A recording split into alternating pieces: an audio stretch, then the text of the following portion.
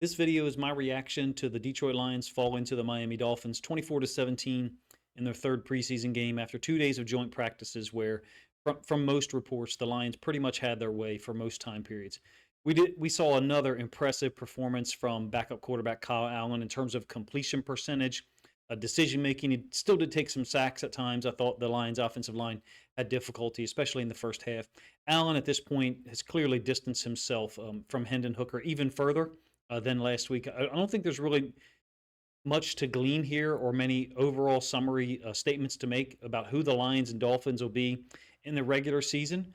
But there are some things for Detroit and Dan Campbell to be concerned about, right? They were called for 13 penalties for 86 yards, accepted, I should say. I thought there was at least two others that were either declined or offset. Very uncharacteristic for the Detroit Lions under Dan Campbell, to my memory. Overall, though, both teams combined for 22 penalties. Miami did finish with a 21-18 edge in first downs. Things kind of sped up at times in the fourth quarter in terms of ball moving from one side of the field to the other, but a really difficult game to watch. It was tough to sit through for long stretches, for me at least. I don't know about you. Perhaps you have a different mentality. We did get a lot of excitement in the second quarter. Allen, Isaac Tesla, Jackson Meeks, and others making plays. The offense really woke up after an early slow start. I think over the two touchdown drives, Allen was 9 of 9 passing, those both occurring in the second quarter. The biggest story, right, is obviously Isaac Tesla. Incredible ability to go up and get the football at this point against the DBs he's facing, and that's all we have to judge him on. He had a fourth down catch. I think it's a 4th and 3, like a mesh concept over the middle in the second quarter from Allen. The 18-yard touchdown, it's like a little bit of a stutter fade. I'm not sure that the stutter did a whole lot or did as much to the corner as maybe you would like when you draw it up. But where the ball was thrown by Allen, initially when it came out of his hand, I thought it was kind of like lofted too much. And it ended up being perfect, right? The corner was really struggling to get his body in a position to succeed. Tesla seems to be able to jump early and hang or be in the air long enough such that he can still high point the football. He seems to have a great sense of those moments, particularly down in the red zone. Not sure how it'll work out, as an X receiver, jump ball type situations against starting level corners. But what we've seen so far, fantastic, right? Second touchdown of the preseason for him. I think he finishes with 4 catches for 40 or 41 yards on the day. A second straight week that really gives a hint at what he'll be able to offer in the future or maybe even the present. He definitely, to me, looks like the most game-ready guy that's out there for the Lions that we've seen on offense in the preseason. Craig Reynolds got a heavy workload again here. I thought he was a little tired after one stretch where he had like 3 carries in a 4-play sequence.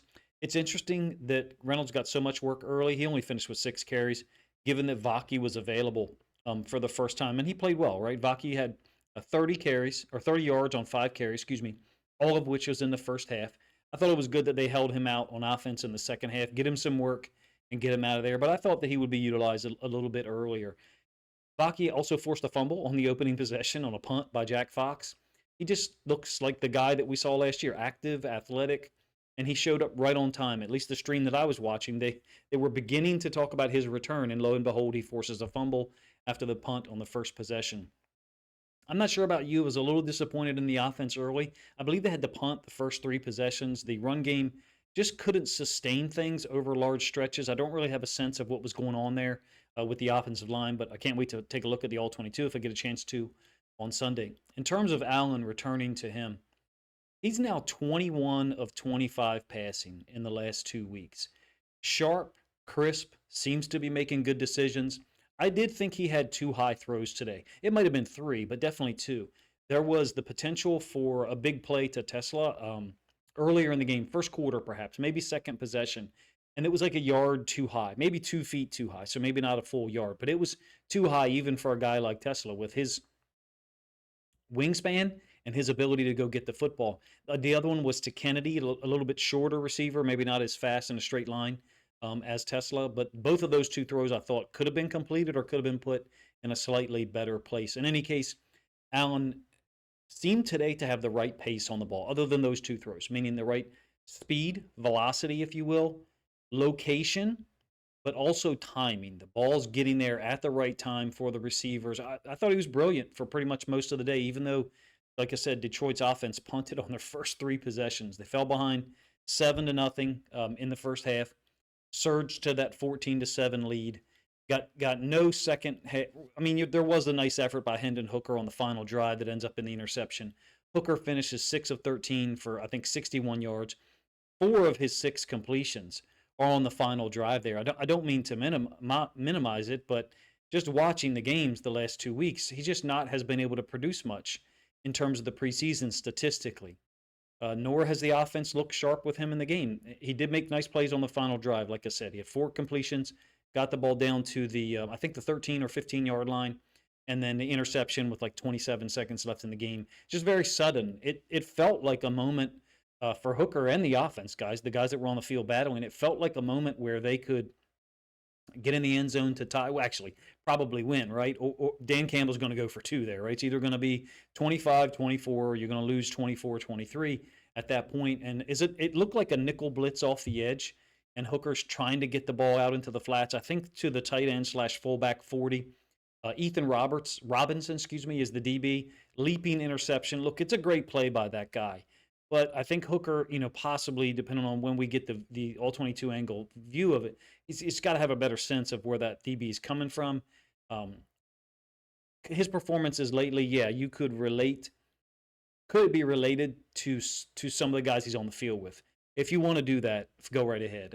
But he's just really been outplayed by Allen. There's just no other way to describe it. The further we go in the preseason, the more distance there seems to be.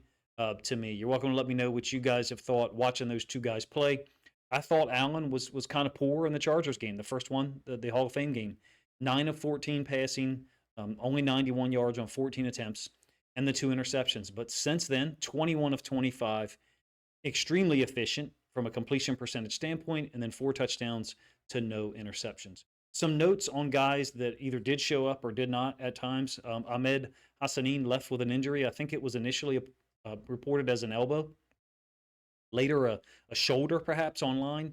He did not seem to be having an impact to me in this one. Now, I don't know when he showed up on the field. I didn't see him early at all, so maybe he didn't get on the field until the second quarter or even the third. I just didn't notice him really at all.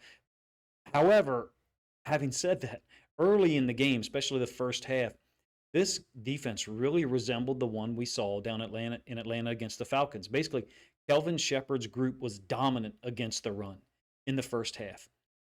If you recall last week against Atlanta, they held the Falcons to 22 rushing yards on 11 carries.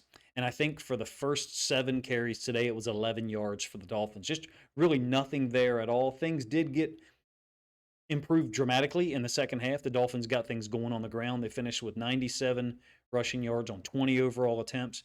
That includes a 26-yard run in the fourth quarter against third string or whatever you want to classify them as defensive guys, and that was on a 1st and 20, mind you. So it's kind of shocking that they even ran the ball there. But the gameplay in terms of the run definitely shifted after halftime, but it clearly was impacted by who was on the field. I thought some guys were active early, especially Zach Cunningham. He, to me, looks like a guy who could play.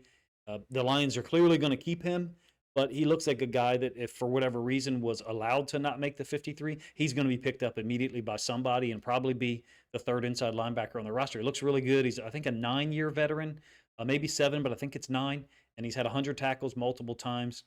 Detroit's defense did finish with 10 passes defensed. There were at least 2 that could have been interceptions out near the sideline. A couple of other highlights on guys. Isaac Ukwu had a sack that counted. Nate Lynn didn't this time, but Ukwu had a sack that counted, and then another one that got negated via penalty on a teammate.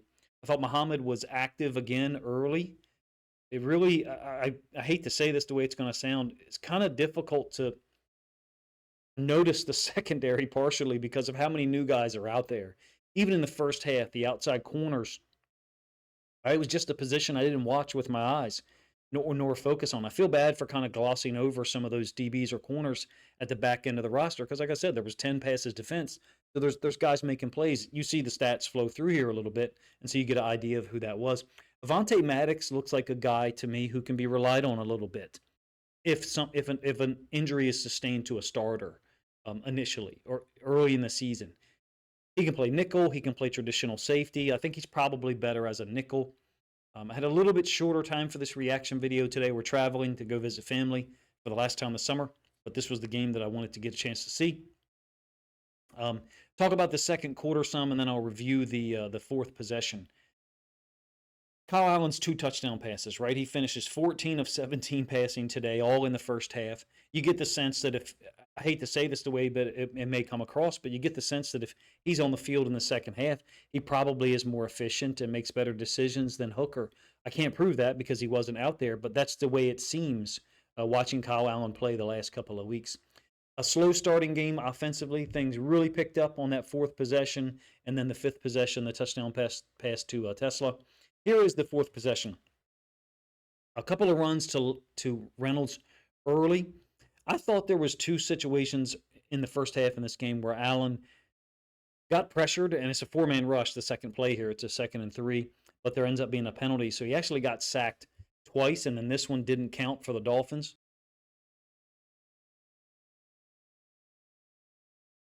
As an aside, one of the rookie D tackles for the Dolphins is Jordan Phillips. He's from University of Maryland, where I'm from, and played quite well. Probably do a film study video on him at some point over the weekend.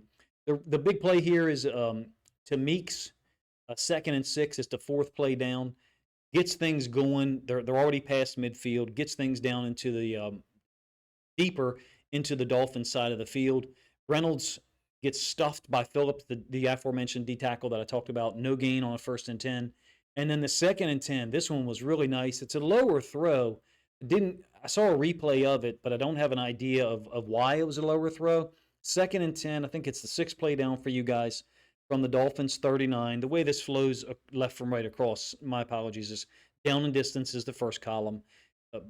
Field position is the second one. Anything negative is on the Lions side of the field. Anything positive is on the Dolphins side of the field. The third column, personnel group. The formation is the ensuing, the 4th column, run or pass, the direction of the play, and then some type of descriptor with the gain all the way over to the right. The gains aren't always lined up perfectly. My apologies for that. But the one I'm talking about, 2nd and 10 from the 39, it's kind of a double pump, and Tesla goes down low to catch it. It looked like he almost had to catch it twice a little bit because it was like a pseudo or half slide. Ends up being a 12-yard gain. The very next play, they had pulled Reynolds off the field. It looked like he was a little slow after that 1st and 10 run from the 39, the preceding play before Tesla's 12-yard gain. And so Jacob Saylor, who had a great drive last week against Atlanta, I think he had 9 touches in a 10-play drive. Here he gets a 13-yard run. It looked like the left tackle skipper pulled. So a unique concept that typically in the past they've really only run to their left with Penei Sewell as the puller because Sewell was quick enough to get out there. I might be wrong. Maybe it was an absolute counter scheme, but I saw the left tackle pull or flash across. It did miss a play here. It's the 3rd down play. It looks like to me it's probably a loss of 1, either a run and or a sack. And in the 4th and 7, a touchdown to Meeks. First of all, he's wide open, right? Allen had time. It's a little bit of a mistake probably between the corner and the safety. I do have to tell you this. Meeks is running tight end routes. He's lining up to the boundary as the slot receiver. That's the tight end position out of an 11 personnel group. Typically 11 personnel, the tight end is to the boundary as the number 2 receiver. You have the outside receiver as the X into the boundary, or depending on what phrase or terminology people want to use. People can call it the Z because oftentimes the Z and the Y are tight end. In traditional offenses, 21 personnel, they're on the same side. Modern NFL, you're normally getting the X receiver into the boundary, tight end into the boundary as the number 2 receiver. Tight end motions to the field. It's trips, and he's into the slot, the number 3 receiver. Meeks is lined up as the number 2 receiver into the slot. A ton, not to downplay what he's accomplishing. He's playing well, and in this case, got a touchdown to get Detroit on the board. And then Tesla put them up 14-7 later on in the second quarter. Allen, like I said earlier, was 9 of 9 on these 2 drives, just ripping things up. Completions to Tesla, Meeks, Zach Horton, the tight end / fullback. I guess he's a hybrid. I don't know. Really big catch, a little underrated here during this stretch is Dominic Lovett. It's 3rd and 12, I believe, after a sack. And it's a 3rd and 12. It's a 9-yard gain, but it's like an out route to the field, and Lovett catches it for 9 or 10 yards. Enough space, enough room for Campbell to go for it. I guess it was 9 yards because the next play was the 4th and 3 that I already talked about. The completion to Tesla over the middle on a mesh concept from Allen. It's interesting that it was on their own 38-yard line and the Lions went for it. Meeks and Tesla and Allen really put things together well, helped them go up 14-7 at the half. Unfortunately, things didn't turn out in the Lions' favor overall. It was relatively even gameplay thanks to the two drives there in the second quarter. Total offense in the first half, 175 to 148 in favor of Detroit. That got flipped in the second half, obviously. But to that point, Detroit was only 1 of 6 on third downs. Thankfully, they were 2 of 2 on fourth downs. Allen, like I said, 14 of 17 passing. I think we'll probably see a lot of Hooker in the third game. I don't really think we need to see Allen anymore at all. He seems to have really put so much distance between himself and Hooker. There's really nothing to talk about there in terms of the final preseason game. I think Allen is a guy who can execute the offense, at least from the last 2 weeks.